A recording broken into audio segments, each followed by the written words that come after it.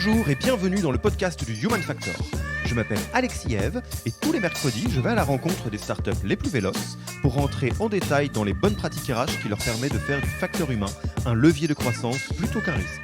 Qui est très importante chez nous, la qualité de vie au travail et un dernier pilier qui est la diversité et l'inclusion. Le Human Factor, ce n'est pas qu'un buzzword, c'est aussi le nom de notre premier livre. Les clés de l'alignement entre associés, d'une organisation adaptée ou encore de la bonne relation à son travail. The Human Factor, c'est 100 pages de retour terrain des plus belles startups et de bonnes pratiques actionnables. Si vous voulez en savoir plus, allez tout simplement sur www.yaniro.co/book, B-O-O-K. On met le lien dans la description de l'épisode. Pour l'heure, je vous laisse avec l'invité d'aujourd'hui et vous souhaite une bonne écoute. Bonjour Anne-Laure, comment vas-tu ? Oui, très bien, merci. Et toi ? Eh ben, ça va très bien, ça va très bien. On enregistre à distance. C'est la suite des épisodes dans lesquels j'ai oublié une partie de mon matériel audio, donc le son est un tout petit peu différent. Je m'en excuse. Anne-Laure n'a rien à voir avec ça. Anne-Laure, je te remercie beaucoup moi d'avoir accepté notre invitation sur le podcast du Human Factor de Yaniro. Et comme le veut un peu la tradition de ce podcast, plutôt que d'essayer laborieusement de présenter Preligens de manière un peu maladroite, parce que c'est pas le bon pitch, parce que c'est un petit peu évolué, je vais te laisser à la fois présenter Preligens ainsi que ce que tu y fais. Oui. Donc Preligens, c'est une société, donc une start-up qui est en hyper croissance. Et donc nous sommes actuellement 170 personnes, sachant que dans la répartition de nos effectifs, on a 65% d'équipe tech et à peu près 35% de growth operation. On a 5 filiales à l'étranger, donc à Washington, Singapour, Berlin, Bruxelles et Londres. Et donc, nous, notre métier, c'est que nous sommes éditeurs de logiciels dans le domaine de l'intelligence artificielle qui permet de répondre à des enjeux de sécurité internationale. Donc, ça veut dire que notre spécificité en tant que start-up, c'est qu'on travaille notamment pour des acteurs qui sont la défense.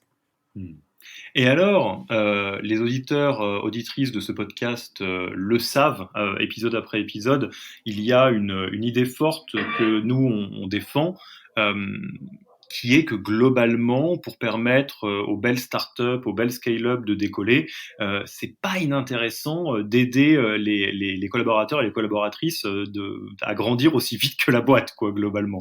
On peut parler de people growth, de développement des collaborateurs et collaboratrices. Et il s'avère que chez Preligens, vous faites pas mal de choses spécifiquement sur ce point-là. Et donc, l'idée de cet épisode avec toi, Anne-Laure, ça va être de nous pencher sur votre politique RH de People Growth, de développement de salariés. Je ne sais pas comment ça s'appelle précisément, mais en gros, comment est-ce que vous faites pour faire grandir les collaborateurs et collaboratrices de Preligens aussi vite que l'entreprise, quoi. Donc, peut-être la première question que j'ai envie de te poser, déjà très simplement, c'est comment ça s'appelle, quelle place ça prend chez vous, est-ce que c'est un ADN de la culture? Est-ce que c'est vraiment une partie des équipes de tes équipes, Anne-Laure, qui travaillent là-dessus? Enfin, comment ça se manifeste déjà, le développement des salariés? D'accord. En fait, le développement des salariés chez nous, ça s'appelle People Development, tout simplement, et ça se traduit à travers plusieurs manières. En fait, on a une politique qui est basée sur 4 piliers, qui est donc le développement des salariés, l'engagement de l'entreprise, qui est très importante chez nous, la qualité de vie au travail et un dernier pilier qui est la diversité et l'inclusion. Donc ça, c'est des sujets sur lesquels mon équipe travaille. Ils sont répartis par pôle d'excellence et j'ai une personne dédiée qui s'occupe de chaque sujet. D'accord. Et alors moi, la question qui est un peu pavée dans la mare, hein, qui me brûle les lèvres, c'est, je pense que c'est pas tout à fait choquant de dire que dans le milieu dans l'écosystème startup français, je dirais pas que c'est la pratique la plus répandue dans la partie RH que de mettre énormément l'accent sur le people development. On y vient, mais historiquement, il y a beaucoup de travail qui a été fait dans le recrutement. Et même si nous, on est totalement acquis à la cause, je serais très curieux de t'entendre sur la raison qui fait que Preligens alloue du temps, des équipes, donc de facto du budget, pour développer justement les collaborateurs et les collaboratrices. Ça vient d'où, ça? Alors en fait, c'est une initiative qui part de nos fondateurs, qui sont très dynamiques et qui ont beaucoup d'idées pour développer nos salariés, et c'est aussi une de leurs préoccupations. Donc nous, derrière, ça s'est matérialisé sur un certain nombre de sujets, comme par exemple la formation, où nous avons 100% de nos salariés qui ont accès à la formation grâce à un budget important et aussi à la mise en place d'outils de learning gérés par notre People Development and Learning Manager. Donc ça, c'est un premier point. Donc on a une personne dédiée à la formation. Et dans ce cadre-là, dans le cadre de notre hyper-croissance, on a mis un plan d'accompagnement spécifique de tous les managers avec un plan d'accompagnement vraiment sur la thématique du management. Donc toutes les strates managériales, que ce soit manager, que ce soit head of, que ce soit directeur, que ce soit VP chez nous, et même les fondateurs, sont accompagnés par des coachs. Et alors bon, tu t'en doutes, hein, on est largement, je te disais, d'accord avec ce que tu viens de dire, forcément, c'est là une des raisons d'être principales de Yaniro, mais je serais vraiment très intéressé de voir comment est-ce que vous mettriez des mots sur l'importance, au-delà même des piliers de travail, de l'importance qu'a le people development? Pourquoi est-ce que ce soit au niveau des fondateurs, effectivement, j'ai bien compris que c'est quelque chose qui est là, très présent depuis le début, ou même de ton côté, qui est un peu chef d'orchestre de tout ça. C'est quoi la valeur du people development, si je suis un tout petit peu provoque, pour des startups qui n'ont pas ça ou qui ne mettent pas vraiment j'allais dire, ces initiatives en place? Pourquoi est-ce qu'on ferait ça? Pourquoi est-ce qu'on allouerait autant de budget, de temps, d'efforts sur ces sujets-là? Parce que nous, on a notre retour d'expérience maintenant parce qu'on a quand même intégré 100 personnes en moins de 10 mois cette dernière année. On a la chance d'avoir quand même un turnover qui est de moins de 5% quand le marché tech affiche à peu près 15%. Et on a un niveau de productivité qui nous permet d'avoir une croissance à 2 chiffres. Donc, on a quand même des résultats qui sont là et qui montrent que ce premier pilier, parce qu'on en a d'autres, ce premier pilier d'accompagnement de notre strate managériale est un facteur sur le fait qu'on ait de la croissance et que les salariés et y compris les managers ont leur place dans notre organisation et soient formés et comme nous sommes dans l'IA, permettre d'avoir les formations qui sont adéquates quand on est dans un secteur comme nous qui est ultra innovant. Mmh. Et pareil, toujours par curiosité, est-ce que c'est quelque chose qui est présent depuis très longtemps, voire le début, chez Preligens, ou c'est quelque chose qui s'est construit avec les années plus précisément, et que vous avez apporté comme réponse justement à la très forte croissance de l'entreprise ces derniers temps? Alors là, pour le coup, c'est plus quelque chose qu'on a fait au moment où on a eu cette vague de recrutement suite à notre levée de fonds, notre série A qui a été conséquente. On s'est dit, bon voilà, on a un plan de recrutement 100 personnes. Comment fait-on? Comment on structure? Voilà, on se dit mince, on va faire comment? Là, attention, il y a une vague de nouveaux salariés qui va arriver. Donc, comment on les onboard? Comment on va les mettre dans l'organisation? Comment on va transmettre notre culture? Enfin, voilà, il y a eu beaucoup de sujets qui ont émergé à ce moment. Et donc, quand on a réfléchi avec les fondateurs et l'équipe RH, on s'est dit, en fait, nos premiers relais, ça va être les managers. Donc, comment on va aider ces managers à transmettre cette culture, à transmettre les informations, à vraiment aider à innover dans toutes les équipes. Enfin, comment on peut leur transmettre un peu cet ADN qui est chez nous, qui est l'innovation. Comment on va pouvoir les accompagner. Et c'est là où on s'est dit, bon, voilà, il faut qu'on crée un parcours manager. Et donc est partie l'idée de construire tout ce parcours qui est actuellement en place dans notre structure. Donc tu me dis si je comprends bien, mais il y a quelque part l'idée générale de se dire, dans une forte croissance, au-delà de l'aspect vraiment marché, technologique, enfin, tout ce qui structure, ou financier même, ce qui structure la croissance, il y a quelque chose de l'ordre de Bon, là, il y a quand même des forts risques que le bateau tangue pas mal. Alors ça, on peut pas vous jeter la pierre, hein, c'est quand même beaucoup, beaucoup de monde à embarquer en peu de temps. Et la pression sur les épaules des managers ou la responsabilité des managers va être assez forte pour s'assurer que l'édifice tienne, que la croissance soit soutenable, que la culture se maintienne. C'est ça? Oui, tout à fait, D'où le besoin de les renforcer. Et, complètement. et alors, donc du coup, alors on va rentrer dans le concret, effectivement un petit peu, maintenant qu'on a vu un peu l'intention. Donc, on arrive à la conclusion de se dire, je le dis avec mes mots, hein, je ne paraphrase pas, je ne te paraphrase pas, on va faire ce qu'on peut pour soutenir les personnes clés de l'entreprise, les collaborateurs, les collaboratrices en général, et maintenant, il faut trouver la bonne manière de faire ça. Le premier pilier dont tu as parlé, c'est vraiment l'accompagnement de type formation, voire coaching. Ça, qu'est-ce que tu peux nous en dire très concrètement pour tes homologues RH d'autres startups qui se posent la question de pourquoi on fait ça, par quel bout on le prend. Tu nous en as un tout petit peu brossé quelques grandes lignes avec le fait qu'il y a quelqu'un qui est responsable de ça, mais si on commence par ce pilier-là, je sais bien qu'il y en a d'autres, c'est quoi quelque part la boîte à outils de mettre en place une politique de formation et de développement des compétences ambitieuses pour soutenir la croissance? On commence par où? Qu'est-ce qu'on fait pas comme erreur? Enfin, qu'est-ce que je En peux en fait, dire? là déjà, enfin, les basiques, c'est de mettre en place un plan de formation. Donc c'est faire les recueils des besoins auprès des managers, aussi que le plan de formation soit corrélé à la vision de la boîte. Donc ça veut dire, voilà, on met en place le plan de formation, mais quels vont être les axes stratégiques de développement de la boîte pour qu'on puisse lier les deux. Parce qu'en fonction des axes stratégiques, il va peut-être falloir créer un nouveau produit, faire une diversification. Donc derrière, on va avoir des répercussions sur le plan de formation. Donc déjà, il faut qu'un responsable formation ou un responsable RH ou un DRH ait ça en tête en disant, voilà, c'est quoi les objectifs de la société et comment je vais organiser ce plan de formation pour qu'il y ait un lien. Ensuite, on a, nous, mis en place un outil d'e-learning qui permet aussi aux salariés de s'auto-former.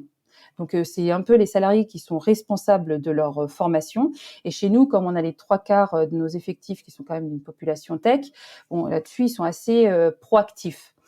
Et il y a un autre outil, alors là aussi, ça dépend des sociétés qui ont les moyens. Alors nous, on a eu de la chance, parce que nos fondateurs ont mis les moyens sur la partie learning, mais on a mis en place ce qu'on appelle les Big Bang Afternoon, qui sont des jeudis après-midi chez nous dédiés au développement personnel.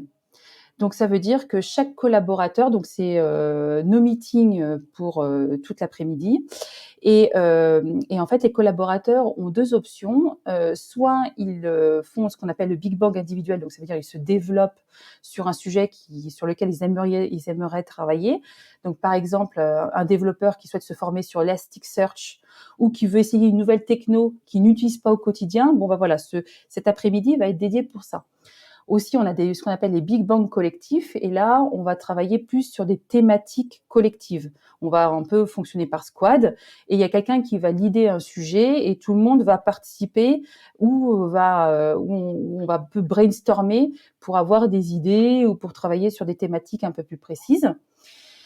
Et ensuite, en général, ces Big Bang Afternoon, nous, on va les introduire par ce qu'on appelle un Big Bang Speaker, qui va être un peu quelqu'un que nous, on considère comme un peu inspirant. Donc ça peut être un peu, on a des profils variés.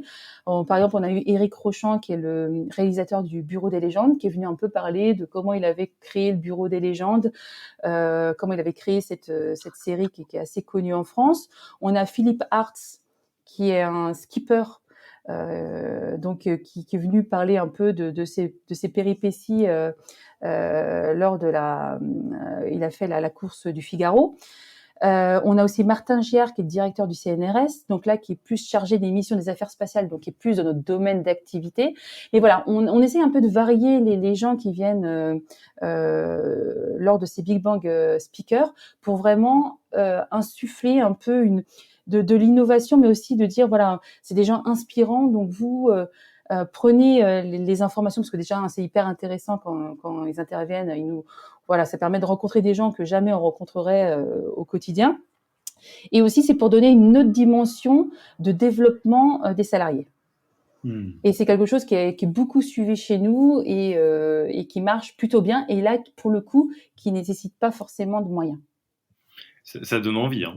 Pour l'anecdote, dans une vie passée, quand j'étais salarié du groupe Alcatel-Lucent, avant des fusions, des choses comme ça, on avait quelque chose d'à peu près similaire qui s'appelait le SKP, le Share Knowledge for Pleasure, où des internes et des intervenants externes pouvaient venir partager sur plein de sujets. Et c'était très, très, très inspirant, très plaisant aussi. Donc, en tout cas, moi, ça me rappelle des très bons souvenirs. Et si on repart de la formation, juste pour exemplifier un petit peu dans une entreprise telle que la vôtre, ce que ça peut donner, un peu de tête, hein, je me doute que tu n'as pas les documents sous les yeux, mais quand on prend les trois éléments que tu as donnés, à savoir les types de besoins qui sont remontés de la part des salariés, ainsi que les grands axes stratégiques sur lesquels on peut avoir besoin ou envie que les collaborateurs, collaboratrices se développent, et enfin des outils de formation à distance. Qu'est-ce que tu peux nous donner comme exemple, enfin, qu'est-ce qu'il y a comme exemple de besoin qui revient souvent, comme exemple d'acte stratégique que vous avez, j'allais dire, figé il n'y a pas très longtemps, ou en tout cas découvert il n'y a pas très longtemps, et Ouais. qu'est-ce que vous utilisez comme outil? Alors, nous, on a toujours cette partie, innovation qui est hyper importante. Donc on a quand même un budget, assez conséquent dans tout ce qui est, nouvelles techno, exploration de nouvelles méthodos de travail. Donc ça, c'est beaucoup demandé. Dans cette phase d'hypercroissance, on a beaucoup de sujets autour de la gestion des priorités. Donc on a beaucoup de demandes des gens qui nous disent, voilà, on aimerait travailler sur gestion des priorités et aussi la gestion de projet, de manière générale. Et le troisième axe, c'est aussi donc le management, mais pas que pour les managers, aussi management transversal. Donc ça, c'est aussi quelque chose qui est assez demandé. Et enfin, donc on a le management pour les managers. Et là, management pour les managers, une thématique qui revient souvent, et moi je trouve qui est super intéressante à traiter avec eux, c'est manager dans l'incertitude. Ça, c'est Absolument. quelque chose qui est hyper compliqué pour quelqu'un qui est dans une société qui est en train de scaler, parce que des fois on travaille sur un produit et puis on décide de changer de produit, on dépriorise les sujets sur lesquels on travaille. On change la vision produit en cours de route, voilà. Donc c'est pas forcément des itérations qui sont stables. Ça peut changer à tout moment. Donc il y a beaucoup d'agilité à avoir du côté du manager. Et c'est vrai que ça, c'est une thématique qui revient assez souvent et que j'ai retrouvée dans toutes les sociétés que j'ai accompagnées dans le cadre de levée de fonds, où les managers vraiment avaient besoin de ce type de thématique pour les aider vraiment à avoir des outils pour gérer une hypercroissance de leur point de vue, quoi. Ce qui est juste pour l'anecdote, ce qui est assez drôle, enfin, je sais pas si c'est drôle, mais en tout cas, nous, ça nous a surpris, vu de notre fenêtre, c'est que sur les sujets de management dans l'incertitude, on s'est rendu compte qu'en réalité, les environnements de crise, je pense à la crise du Covid qu'on a tous traversé, et l'hypercroissance ont les mêmes effets sur les équipes. C'est un effet de chamboulement qui est très fort, de transformation qui est assez rythmé, et donc effectivement manager dans l'incertitude. On peut considérer que l'hypercroissance, au-delà du côté un peu glamour que ça peut avoir parfois, est un très très bel environnement d'incertitude, on va dire. Donc ça, Ouais, c'est tout à fait. effectivement un premier pilier. Je vois bien que vous l'avez bien travaillé, et qui, comme tu disais, il y a quelqu'un qui est responsable de ça. Euh, Faire grandir les collaborateurs, collaboratrices de Preligence, au-delà, indépendamment de la formation, du coaching, enfin, vraiment de cet accompagnement, ça passe par quoi d'autre chez vous? Ça passe aussi par toutes les évaluations RH, où, comme tu l'as introduit, on a travaillé bien sûr sur les valeurs de la société. Et donc sur lequel on s'est basé pour déterminer l'évaluation de nos soft skills, mais aussi on a mis en place très rapidement la culture du feedback. Ça, c'est quelque chose sur lequel on a beaucoup travaillé et que moi j'avais déjà travaillé par le passé dans mes autres expériences. Et c'est quelque chose qui marche plutôt très bien, qui là aussi nécessite pas forcément de coûts particuliers pour les sociétés qui n'ont pas forcément de moyens. C'est quelque chose qui est vraiment un ROI hyper efficace, et notamment quand on en parle avec les collaborateurs qu'on a onboardés récemment, souvent on nous dit mais franchement c'est génial la culture du feedback, on découvre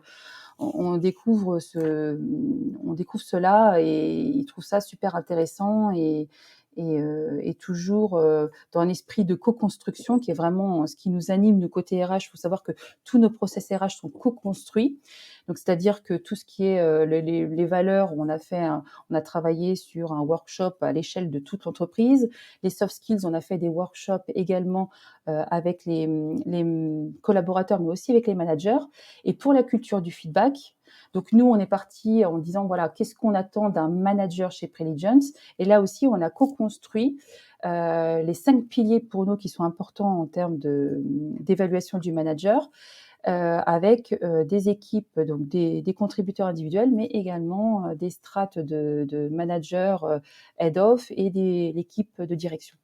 Donc ça a été un super travail de co-construction avec tout le monde et qui a plutôt bien marché. Et de ce fait, dans nos évaluations, c'est quelque chose qui est suivi et qui est plutôt bien perçu par et les managers, parce que ça peut être aussi être un stress pour le manager, la culture du feedback, parce que c'est quand même le collaborateur qui évalue le manager. Et de ce fait, il y a plutôt de la bienveillance dans ce type d'exercice. Et nous, pour ça, on est super contents parce que ça fonctionne bien. Et dans le vécu de la mise en place de cette culture du feedback, ou plutôt le fait de favoriser cette culture du feedback, ou de la rendre tangible, comment vous y êtes pris, j'allais dire, pour vous assurer que tous les membres de Preligence puissent se sentir outillés là-dessus? J'imagine que ça passe par les outils à proprement parler qui favorisent le feedback. Tu parlais des entretiens, mais est-ce que, j'allais dire, vous formez, vous sensibilisez? Est-ce que c'est tes équipes qui font un travail en onboarding quand il y a des nouveaux pour leur dire, bah, by the way, on a une culture du feedback, ça se passe par ça, ça, ça.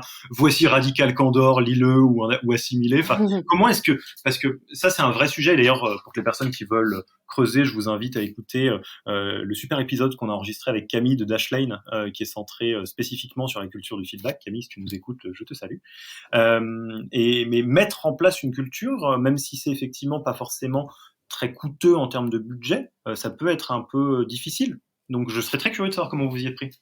Bah, en fait, nous, on a plusieurs étapes effectivement dans nos sessions d'onboarding. Quand un salarié, peu importe qu'il soit manager ou contributeur individuel, passe par une session qu'on appelle immersion culture. Donc là, on va vraiment transmettre toute la culture de la société pendant ces 2 heures, et notamment, on va aborder la culture du feedback. On va leur expliquer comment eux, déjà, en tant que salariés, ils vont être évalués dans notre structure, et deuxièmement, comment eux, après, ils vont évaluer leur manager.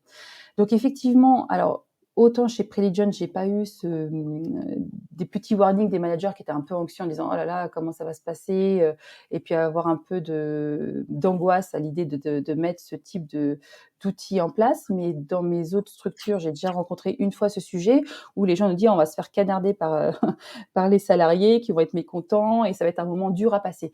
Donc ça, effectivement, pour éviter ce point, ça passe aussi par de la communication RH. Donc nous, on a cette phase pendant en onboarding où on explique la démarche à tous les salariés. Et ensuite, on a donc dans le parcours manager qu'on a mis en place au sein de Preligence, on a une partie d'un module de formation qui explique comment gérer l'évaluation de la culture du feedback. Donc, on leur donne des outils, voilà, si vous avez quelqu'un qui a un peu d'émotion et qui vous challenge un peu trop, bon, voilà comment le gérer. On donne un peu des tips pour que le manager soit totalement à l'aise sur l'exercice. Bon, actuellement, moi, ça fait quasiment 6 ans que je bosse sur la culture du feedback. Honnêtement, j'ai quasiment pas eu de cas compliqués à gérer. Parce qu'en amont, on a expliqué aux collaborateurs, mais on a aussi expliqué aux managers comment traiter, comment gérer cet outil. Et d'ailleurs, d'un point de vue très rapidement, en termes d'outils, de soutien, de plateforme, qu'est-ce que vous utilisez pour ça, je ne sais pas si vous faites Alors nous, 360 on utilise un outil alors toutes nos évals RH, donc que ce soit les périodes d'essai, l'entretien annuel, on utilise l'outil Lucas, qui est un outil de SIRH, et donc ils ont différents modules. Et donc nous, on utilise Poply Entretien. Et donc on a customisé notre formulaire, enfin notre entretien de période d'essai et entretien annuel, et aussi le suivi de nos objectifs, parce que tous les salariés de la boîte ont des objectifs qui suivent dans l'UCA. Et voilà, et nous, ça nous permet de monitorer les OKR trimestriellement. Ok. Donc, deuxième pilier, j'imagine que tu as quelqu'un en charge de ce pilier dans tes équipes aussi, si je fais le miroir sur l'information. Oui, tout à fait. Donc, c'est la responsable RH qui gère cette partie. Ok, donc j'ai l'impression qu'il reste des piliers. Tu nous emmènes vers quel pilier maintenant?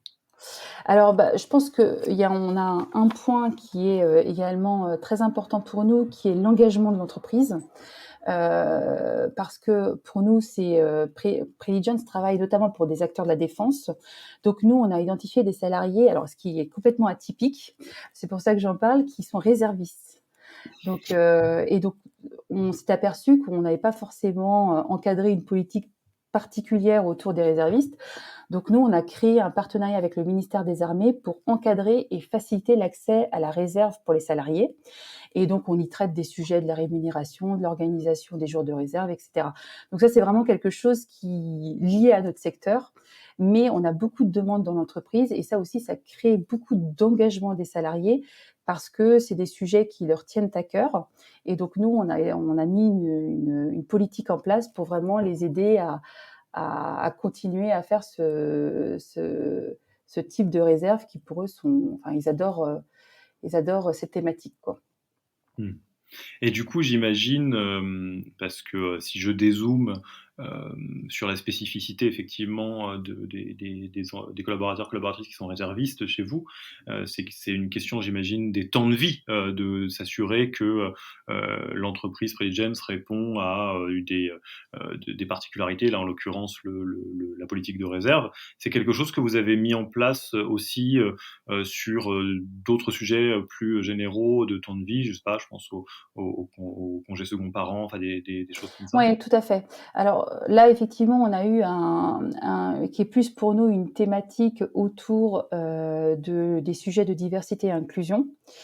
On a déjà on a traité plusieurs thématiques parce que dans notre hypercroissance, effectivement, comme la plupart des startups, on a des personnes qui ont une moyenne d'âge entre 25 et 30 ans. Et donc nous, ce qui a été important, c'était de recruter des profils seniors ou en reconversion professionnelle.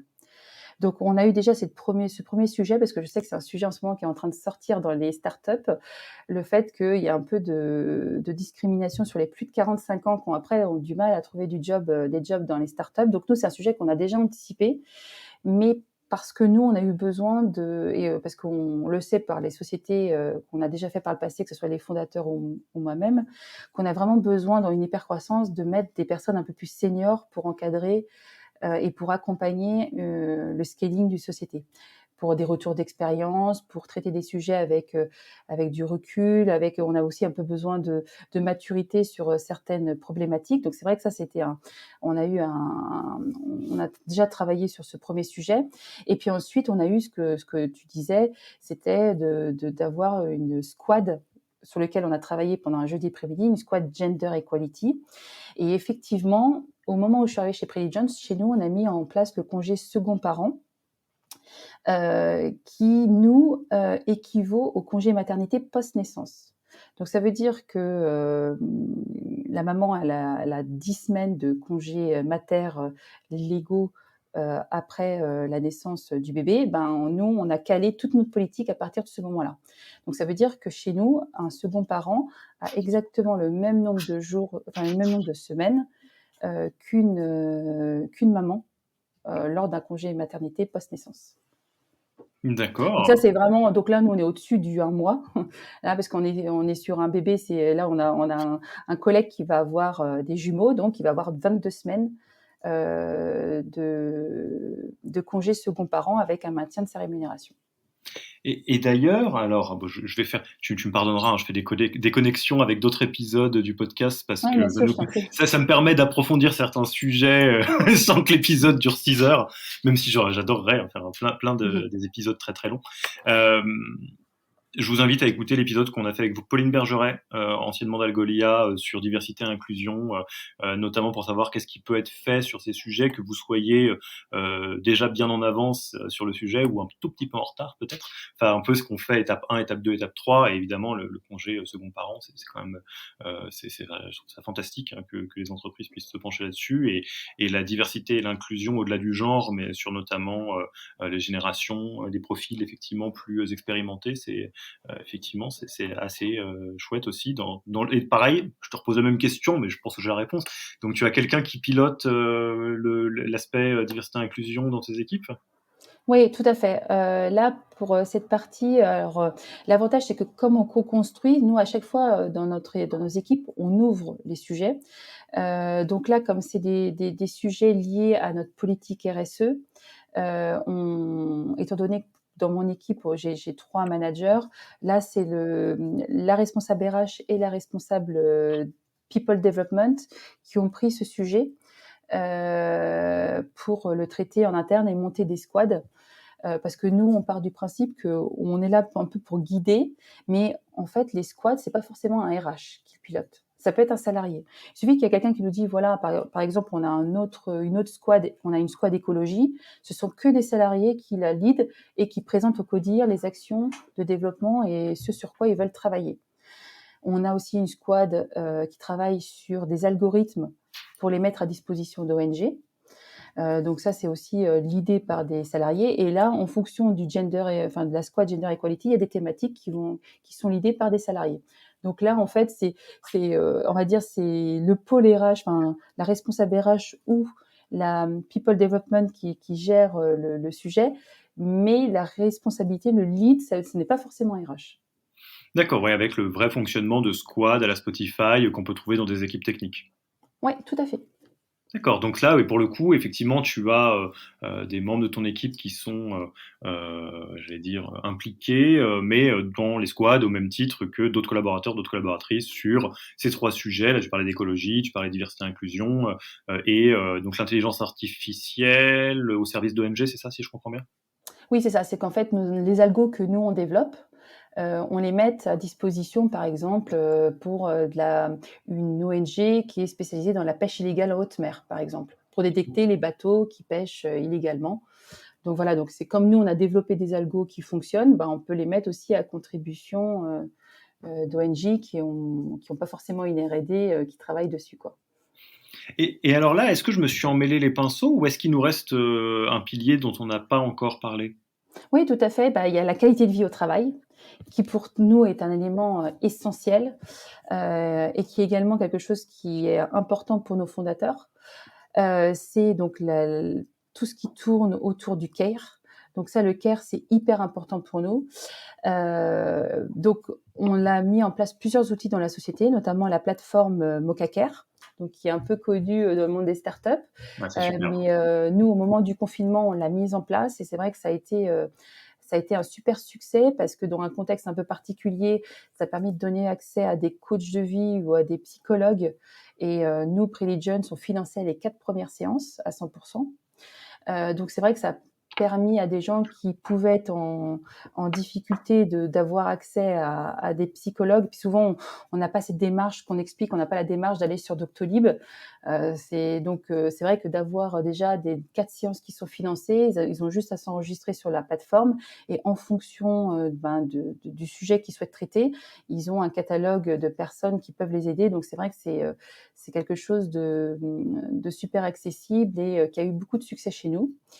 Donc ça, c'est pour la partie MocaCare. On a aussi mis en place des cours de sport avec TrainMe, qui est une plateforme de sport, qui est une filiale de Decathlon et qui a plutôt bien fonctionné. Et la spécificité aussi chez nous, c'est qu'on a mis en place des cours d'apnée à sec. Donc ça, c'est complètement. Alors ça, c'est pas commun, mais ça a eu un super succès parce que on a la championne de France Clémentine Marie qui connaît nos fondateurs. Elle a dit bah tiens, je suis en reconversion professionnelle, je peux donner des cours d'apnée à sec. Donc C'est rigolo. là aussi, ça a cartonné parce que c'est beaucoup d'exercices de respiration, de relaxation, de méditation. Donc ça, c'est des cours qui ont vraiment eu un super succès. Et puis enfin, on a aussi travaillé un peu comme tout le monde pendant le confinement sur notre politique de télétravail hybride de manière à anticiper le retour pour anticiper le retour du confinement. Et donc là, on a travaillé sur, voilà, si on met les salariés 100% télétravail, comment ça se passe, quelles sont les modalités. Donc nous, on a déterminé différentes modalités où les salariés peuvent faire du 100% télétravail. Ils reviennent 3 jours par semaine, on a ce qu'on appelle du télétravail récurrent. Et sinon, on a aussi du télétravail occasionnel parce qu'on s'est aussi aperçu, un peu comme quand on a benchmarké auprès de toutes mes collègues DRH de start-up, c'est qu'en fait, il y a quand même beaucoup de gens qui voulaient revenir au travail. Et de ce fait, on n'a pas eu énormément de demandes, par exemple, de 100% remote, là où tout le monde dit, vous allez voir, vous avez plein de demandes. C'était surtout les managers. Et en fait, quand on s'est concerté et qu'on a fait le benchmark auprès de mes collègues, en fait, on s'est aperçu qu'on avait que 20%, entre 10 et 20% de gens qui allaient demander du 100% remote. Et nous, on s'inscrit complètement là-dedans. C'est-à-dire qu'on a qu'une quinzaine de pourcents de gens qui ont demandé du 100% télétravail. Et bien souvent, ce sont des profils de développeurs qui le demandent. Et sinon, tous les autres ont plutôt soit pas demandé soit demande du télétravail occasionnel, ça veut dire un jour par-ci dans le mois, ou alors ont pris le télétravail récurrent, à savoir les 3 jours de télétravail par semaine. Alors, je vais pas faire semblant, et c'est pas de la flagornerie, c'est vrai. Je trouve que vous êtes très impressionnant dans votre politique, et je trouve que c'est beau à voir, et j'espère qu'on arrive à contribuer à rendre ces dynamiques accessibles au plus grand nombre en partageant justement des exemples comme ce que vous faites chez Preligence. C'est quoi la suite? Toi, parce que du coup, il y a peut-être des gens dans ton équipe qui bossent au quotidien, et pour avoir la chance d'en connaître certaines, bon, avec beaucoup de passion. Toi, de ton côté, selon toi, sur ces sujets de people development, qu'est-ce qu'on peut faire mieux? Qu'est-ce qu'on peut faire de plus? Est-ce qu'il y a des zones? Est-ce qu'il y a des nouveaux piliers?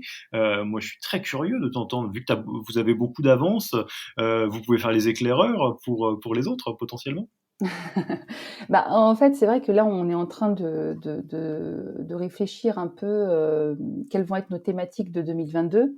Donc on aura quand même, des grosses thématiques, liées, à tout ce qui est la QVT au RPS, sur lequel, pour le moment, on n'a pas, forcément consacré beaucoup de temps parce qu'il a fallu, structurer la société. Donc 2021, c'était vraiment, on pose les piliers RH dans la structuration de l'entreprise.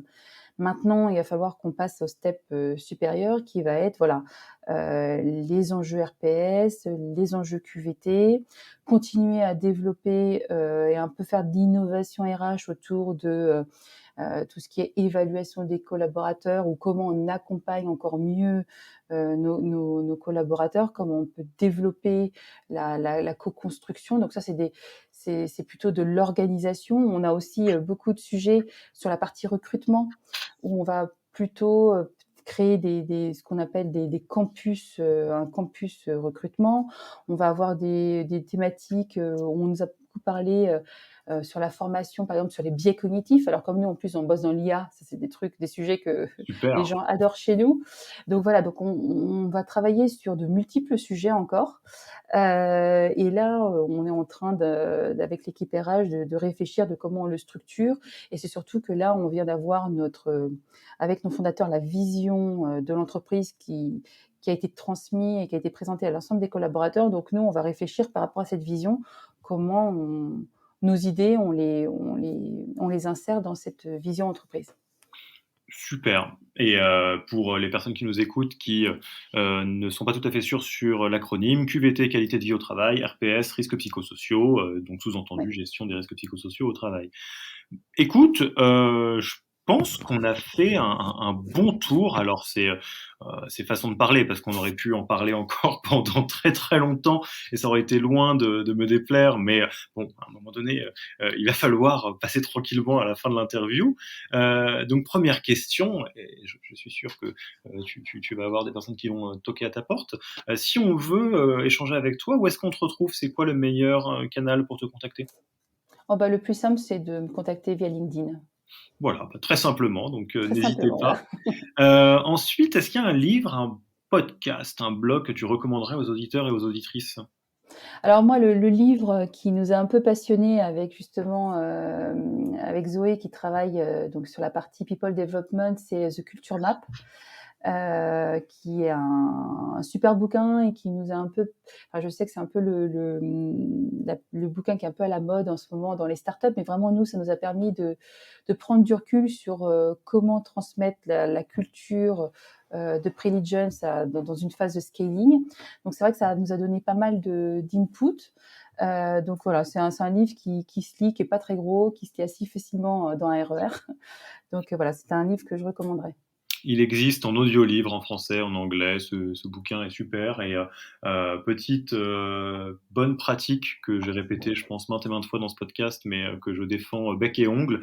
Euh, S'il y a au moins 4, 5, 6 personnes différentes qui vous recommandent de lire un livre, probablement que ça vaut le coup de le lire, en règle générale. Effectivement, The Culture Map fait partie des livres qui sont cités de temps en temps, et je pense que c'est pour de très très bonnes raisons.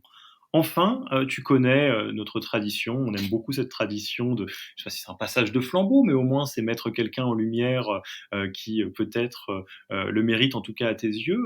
Qui est-ce que tu aimerais nommer pour le prochain épisode de ce podcast-là, le ou la RH de Startup qui t'impressionne le plus? Alors, il y en a beaucoup.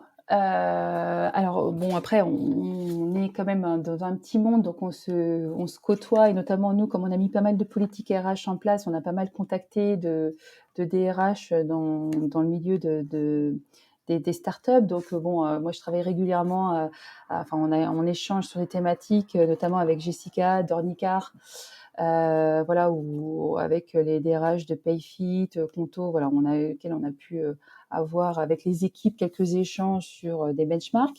Mais moi, j'ai bien aimé le travail de Patricia Denis de Worldia sur la partie Skills Matrix, parce que c'est un sujet sur lequel nous sommes en train de travailler, qui est un sujet pas facile et qui a vraiment un bon niveau d'expérience pour transmettre son savoir sur ces thématiques qui peut être assez complexe à mettre en place dans une start-up. Donc voilà, donc je nomme Patricia Denis. Les nominés sont, les Voilà, nommés c'est ça. sont. Patricia, si tu nous La pauvre, écoutes. elle ne le sait pas, mais Non, mais voilà. c'est exactement ce que j'allais dire et je le répète pour pas qu'il y ait de malentendus. C'est vraiment un petit geste, quelque part, un coup de projecteur ou je sais pas comment dire d'autre, un geste. Patricia, si elle a l'envie, le temps, sera bienvenue dans ce podcast. Nous l'accueillerons les bras ouverts. Si ce n'est pas possible, si elle n'a pas l'envie ni le temps, il n'y a pas de problème non plus, il n'y a aucune obligation. Bon, bah, en tous les cas, je te remercie beaucoup pour j'allais dire ce tour de force, parce qu'on a quand même abordé beaucoup de choses en quelques dizaines de minutes. Donc, moi, je suis ravi d'avoir pu échanger avec toi sur le sujet. Et puis moi, il me reste plus qu'au-delà de te dire un grand merci pour ton temps, à te dire à bientôt, à une prochaine. Oui, merci beaucoup, Alexis. Merci d'avoir écouté cet épisode. S'il vous a plu et que vous ne voulez rater aucun nouvel épisode, abonnez-vous à la newsletter en allant sur le site www.yaniro.co. Et à mercredi prochain pour le prochain épisode.